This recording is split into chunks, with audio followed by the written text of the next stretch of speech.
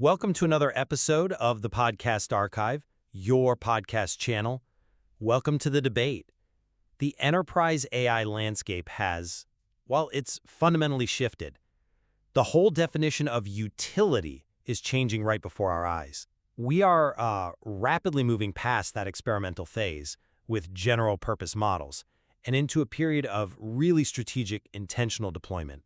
And that deployment is focused on specialization. Right. And there's a key prediction that seems to be underpinning all of this.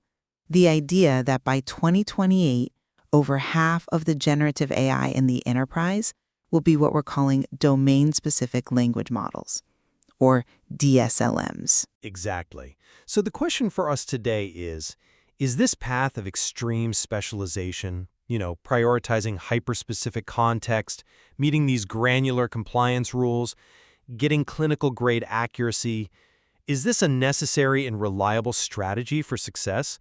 Or does the concentrated risk that these complex systems introduce ultimately outweigh the benefits you might get from a more robust general model? I'm going to argue that this shift is absolutely indispensable. And I'll be challenging that idea, challenging the notion that just, narrowing the focus of an AI model somehow solves these huge underlying problems of governance, risk, and, frankly, deployment complexity. Because we have some pretty compelling counter-evidence that suggest specialization doesn't automatically mean safety or maturity. Well, the necessity of DSLMs is, I think, driven by a pretty simple truth.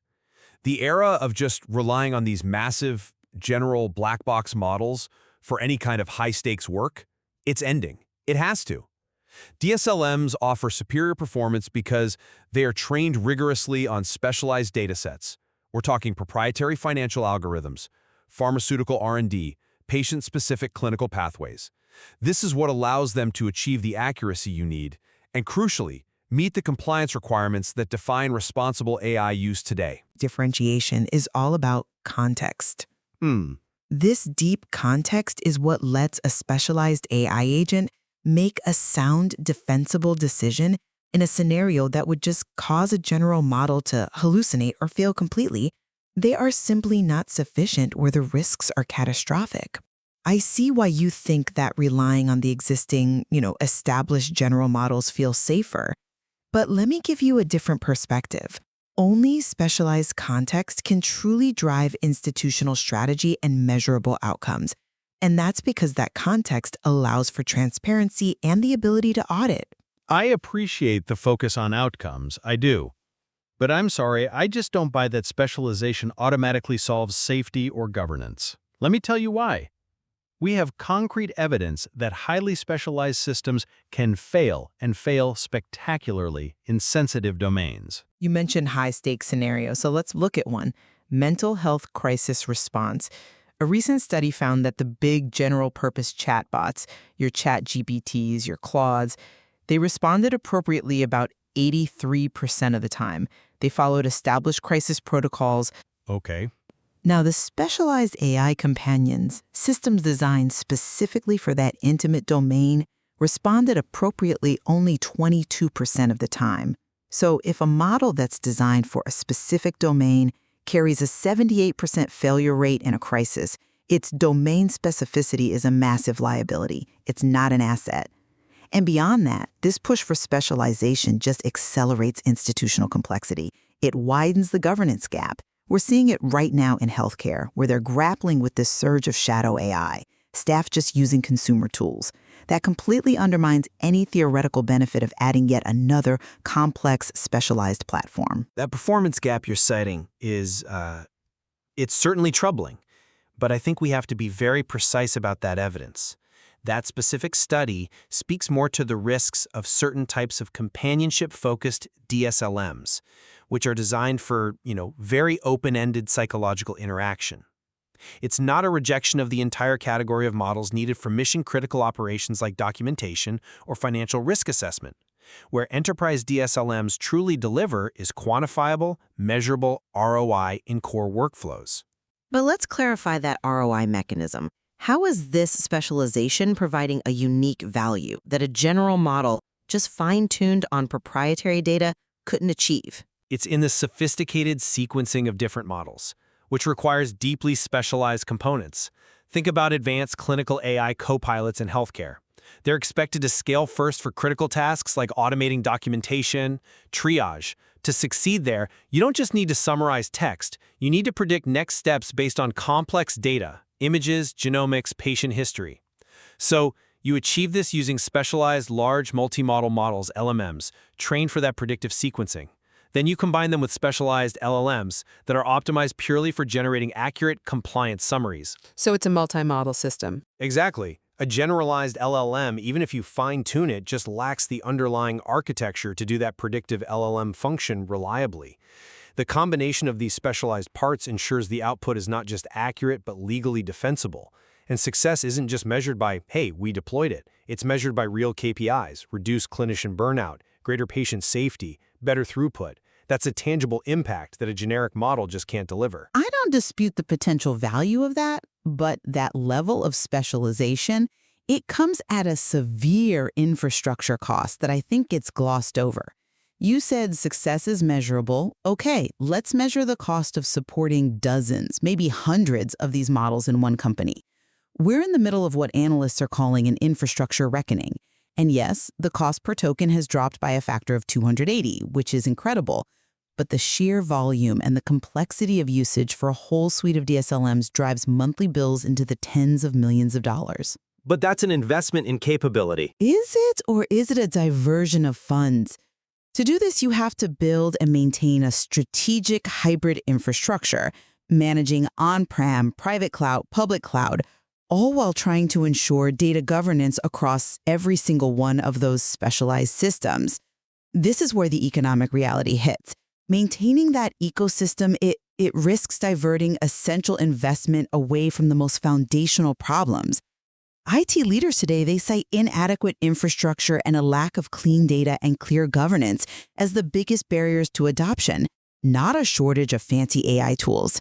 If you spend all your capital customizing niche DSLMs, you starve the very foundation you need for any AI to scale responsibly. That's a reasonable concern, but I think it misrepresents where the capital has to be directed now.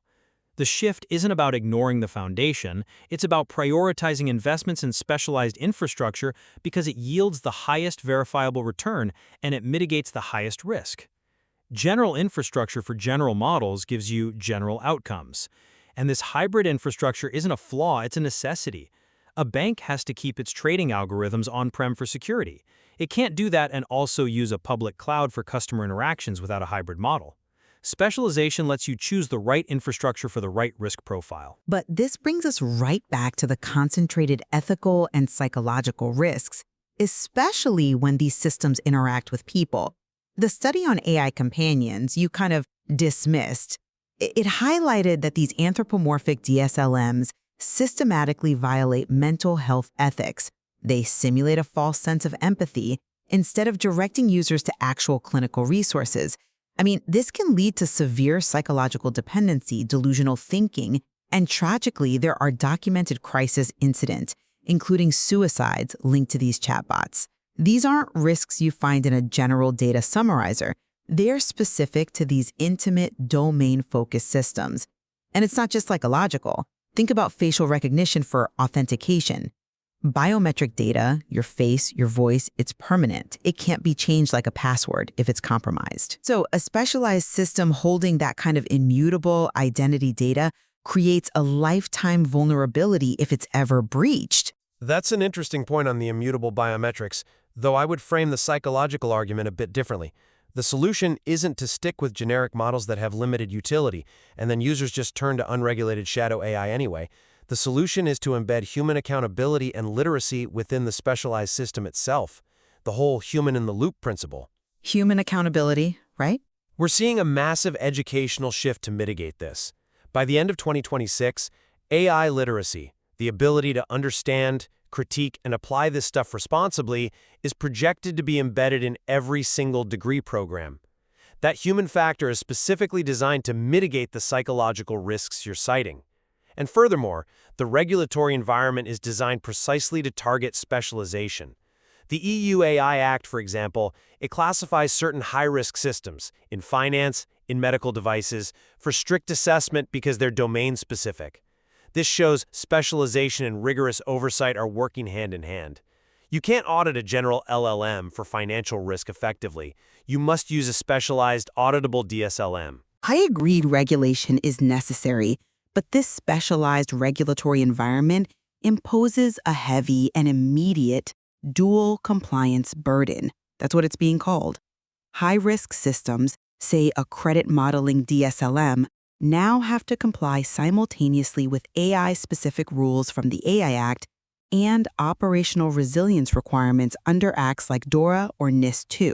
Well, yes, they operate in a regulated industry. But it's not just administrative strain, it's an operational labyrinth. A bank has to make sure its AI vendor not only meets the AI risk scores, but also complies with strict mandates on data recovery, incident reporting, vendor oversight, all from DORA. The push toward specialization, far from simplifying things, forces organizations into this maze of overlapping legal frameworks. And the result? High-impact DSLMs get proven in a lab, but then they can't move to production because the compliance complexity is just too massive, so it actually slows responsible adoption. The complexity is the price of trust. It's the price of operating in these fields. That dual compliance burden isn't a bug, it's a necessary feature. Domain-specific systems allow for transparency precisely because they're subject to this intense scrutiny. They are not black boxes. They have expert-in-the-loop oversight, traceable decision paths. That's exactly what compliance demands. And if a specialized system is too complex to audit, then yes, it shouldn't be deployed. But that applies even more so to a general model whose decision-making is far harder to trace. That's a robust counterpoint, but it still assumes the organization has the bandwidth to handle that level of continuous auditing across a whole fleet of specialized systems. The operational friction is real, and it is hindering deployment today. Ultimately, the necessity of DSLMs is dictated by the enterprise mission. Whether it's clinical-grade accuracy in medicine or robust compliance in finance, these goals simply cannot be met by generalized tools. They just lack the context. The future of enterprise AI is about intentionality, and that intentionality resides squarely in the domain-specific application, driving real, auditable ROI. And we have to remain cautiously aware of the hype. Domain-specific AI carries concentrated, well-documented risks, operational complexity, infrastructure cost, and psychological vulnerability. The conversation really needs to shift away from just celebrating specialization and focus more on whether the underlying governance, the infrastructure readiness, and the human expertise are truly sufficient to manage that power at scale.